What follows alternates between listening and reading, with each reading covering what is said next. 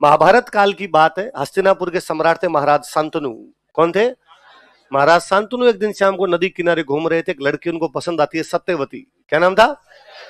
महाराज शांतनु सत्यवती के पिता को जाकर कहते हैं कि मैं सत्यवती से विवाह करना चाहता हूं। सत्यवती के पिता ने कहा कि महाराज शांतनु, मैं कल आपके दरबार में आकर कुछ बात करना चाहूंगा।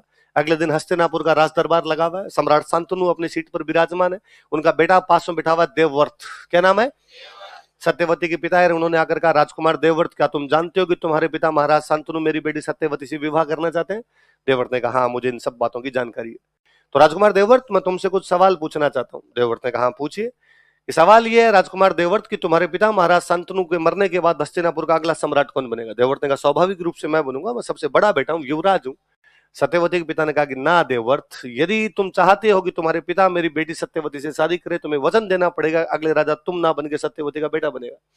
देवव्रत ने कहा कि यदि आपकी यह इच्छा है और पिता यदि शादी करना चाहते हैं, मैं राज्य छोड़ने के लिए तैयार हूं। अगला जो राजा होगा वो सत्यवती के बेटे को बना दिया जाए, मैं राजा बनूंगा नहीं।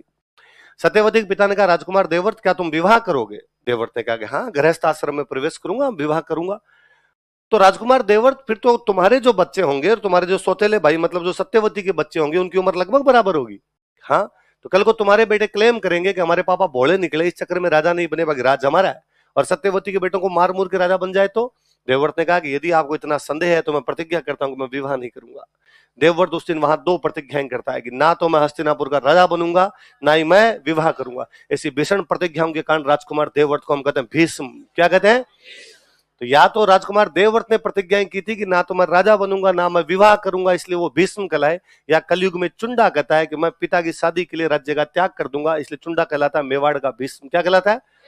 पर चुंडा ने एक ही प्रतिज्ञा की कि मैं राजा नहीं बनूंगा।